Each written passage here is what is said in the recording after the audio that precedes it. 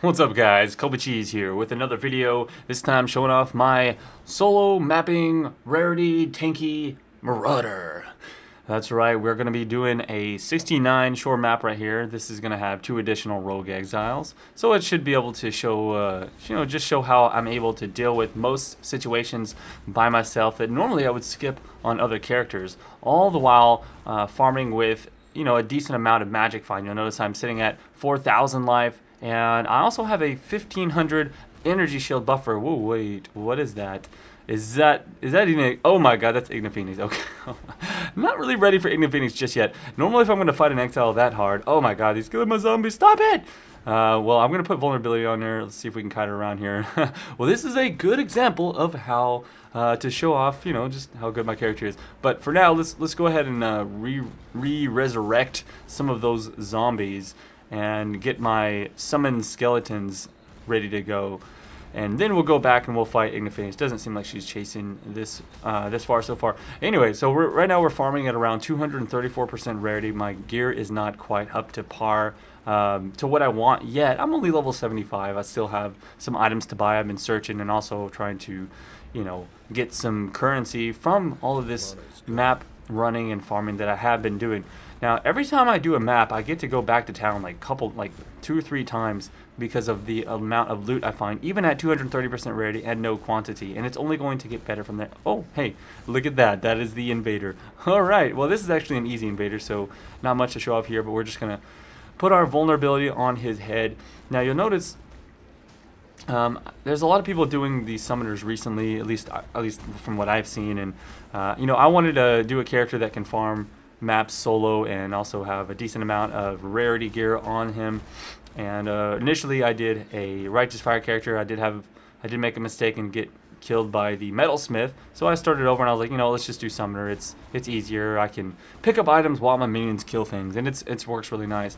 I did want to I waited a little bit to do this video because I wanted to show off the various summons. I wanted to say, hey, let's try out the Tentacle Miscreations, for example. Let's try out Flame Sentinels, and I did try them out, and they really were not that impressive. These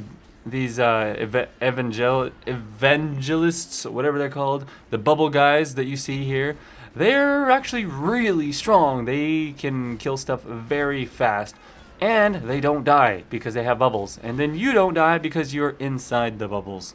So anyhow, we've got our summon skellies ready to go. I'm just trying to clear out. This is like monsters just keep coming. They're like roaches. They don't ever stop. Well, then again, roaches kind of run away. So I guess monkeys would be like roaches. I don't know. I'm going off on a tangent here. Let's go back. Come on. Where you at? Okay, here she is. So we're gonna put vulnerability. If you put vulnerability on the head of Ignophoenix, she actually does not regen. You'll notice she's a low life character, so she's low on life, but you gotta kill this big ES buffer that she has. So I'm going to put that on her. She's probably going to wreck. What I did is I pushed down my my skeletons, and I'm using Smoke Mine here in order to reposition my minions, try to keep them, at least around me. I want the bubbles to be in a safe spot around myself so that I can be protected if she throws out a big volley of spells. Oop, there's a little bit of damage. All right, let's just kind of pull them back. Looks like most of my zombies are dead. We're still going to kill her, though. Her energy shield is gone, so there's not too much left to do. She shouldn't be able to kill the bubbles. They just want to run up and like tank her for some reason. All I want them to do is just stand at range and attack her, but they're doing that slowly. And as long as I keep vulnerability on her... Oh, there he goes. Yeah, like I said, as long as I kept vulnerability on her head and kept repositioning my minions, she finally went down after a little bit of coercing, I should say. So we're going to have to resummon the minions. Now, this is what I do whenever I resummon minions. I actually have 2 auras. I'm running Purity of Elements as well as a Discipline aura.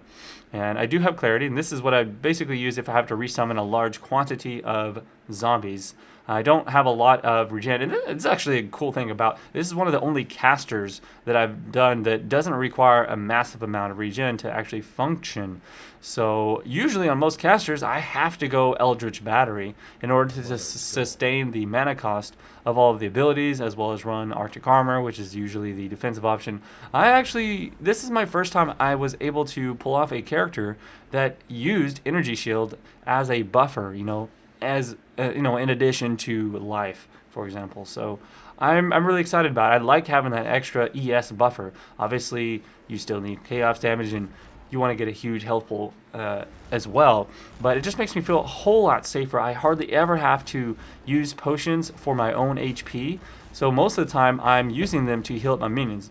Now, I've got both of my flasks rolled with seething and animation, which means that every time I use a health potion, I heal my minions. You'll notice I have the health bar showing on my minions here. And if I see them getting a little bit low, I'll just start popping my health potions. Doesn't matter if I'm low on life. I pop them to heal my minions, to keep my zombies alive, so I don't have to resummon those damn things.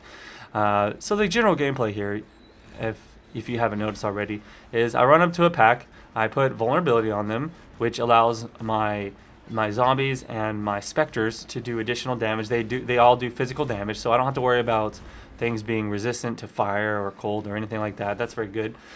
And generally what I'll do is I'll run into a pack, curse them, and then I'll put down a smoke mine and activate the smoke mine. And that's where you'll see all of the minions just kind of like teleporting to me in that little smoke cloud.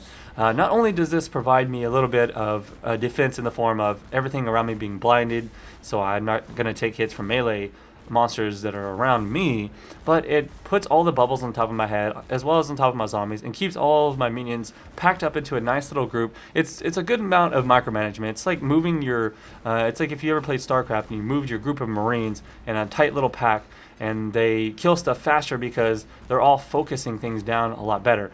Now, as terms of focus, you'll notice I have an arc. I actually haven't leveled that arc.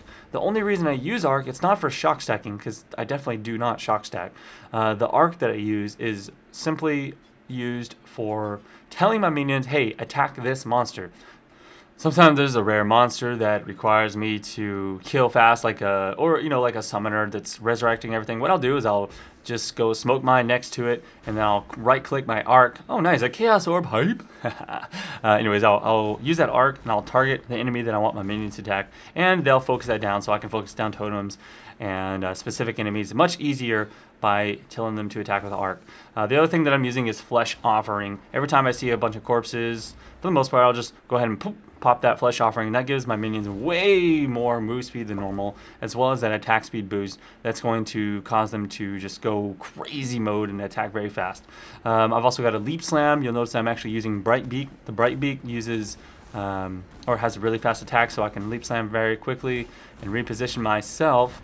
And it also comes with a couple of resistances, which makes it nice to use on a summoner. If I still needed even more resistances, I can use an Arm Vorax, but for now I do like that Bright Beak for the Leap Slam speed. The last thing that I have is the Desecrate, which I don't use that often, but if I ever need to get a couple of corpses for like a boss fight to give that extra Flesh Offering in a longer engagement, then I'll go ahead and do that. So that's pretty much it for the gameplay on the Summoner. Pretty much everything else is fairly easy. Like, I literally haven't really come into, I can't think of any situation that I really can't handle. Like, most of the really hard exiles are not so bad with the Summoner. This extra ES buffer is extremely nice. I've seen a lot of people use like Grace and Hatred on Summoner. Hatred works out very well. If I had enough resistances, which I don't, I would probably try to use that instead of Purity of Elements in addition to my Discipline. I don't really think I would want to use Grace. It would be nice, like I can make myself tankier. I can be, I can go Iron Reflexes, but I thought that the ES buffer was much better in my case, since I don't get hit that often, and when I do get hit, it's nice to see that my life doesn't get dropped at all. And then the ES is really badass for your minions. Like, since there's so many minions, like a lot of times there's one or two, or a couple of them that are taking the hits, but most of them are not going to have that ES buffer chunked down, so it requires less healing on your part. You don't have to spam your potions as much, and therefore when you do use your potions, it's much more effective. You always have those charges up ready to go for those dangerous situations. So it's very nice. I definitely recommend Discipline. Hatred, again, would be pretty nice. It would give that extra little bit of damage, but honestly, if you haven't noticed already, I am already doing a lot of damage, so I don't really need that, for example. So let's go ahead and talk about the passive tree that I'm doing on the Marauder, and I want to talk about variations of my build.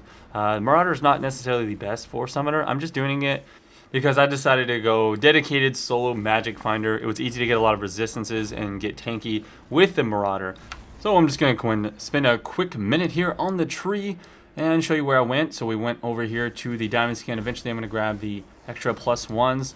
We're going to take ourselves all the way over here into thick skin. Eventually we can get iron reflexes. Don't have it right now, but if I go into party play and someone else is running grace, we can grab that easily. We're going to finish grabbing all of these life nodes. Of course we have all the minion nodes on the tree. Minions over here, and life and mana. We've got minions, life, a couple of extra aura nodes, and more resistances with life. And once again, minions. Now I actually meant to take this damage node here instead of this one, so eventually I'll grab that and then take that one out. And to finish the build off at the end, after I've gotten all these life nodes, all these little resists, I can go ahead and grab even more life right over here, and that's going to leave me at 294% extra life.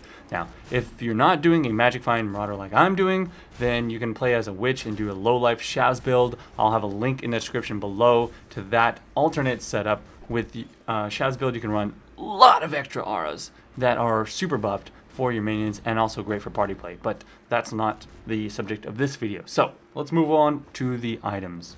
Alright, last thing to talk about is the items that I'm using, as well as the links on all of these skills. So let's just see here. We got the Bright Beak for the resist with Leap Slam and a faster attacks. Don't mind that gem there. We got let's see, Raised Zombie here on the helmet. Just a Rarity helmet. We got Raised Zombie with Multi-Strike, Melee Splash, and Minion Life. Now some could argue that you would want to put faster attacks for more damage on there, but I want them to stay alive.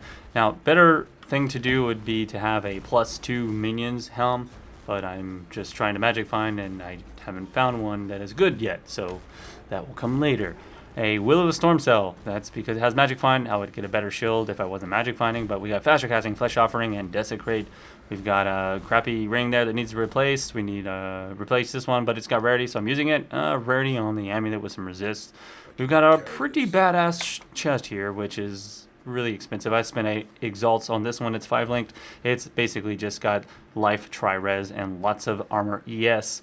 You don't need something that's crazy, but I wanted it, so I got it. That's the main thing on the Magic Find build, is your chest is never going to have Magic Find, so you can just get the best chest possible. That's what I did.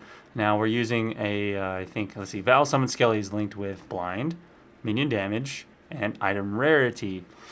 So, actually, this is weird. I can actually put a 5th link on them. Right now I'm using Ray Spectre for snapshotting. I'm not going to explain snapshotting in this video. It would take too long. I'm going to actually do that in another video. So check the description down below if you don't know what snapshotting is and you would like to know how I snapshot.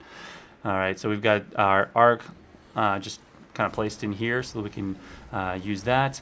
Vulnerability, Smoke Vine, increased area of effect, and then reduce map. I'm just leveling that gem for no reason really, but yeah, I guess it fit there, so there we go. Most of the reason, or mostly just vulnerability and Sogmon, that's the main things you need here. Discipline, Purity of Elements, Clarity, and reduce mana. There we go. Those are the links that I'm currently using. My items that I'm using for snapshotting: Skullhead, Tabula Rasa, which you can get for 1.5 exalts. That's pretty much the most expensive thing in the build that's required. But you can get that just by leveling up a little bit and, you know, doing your thing.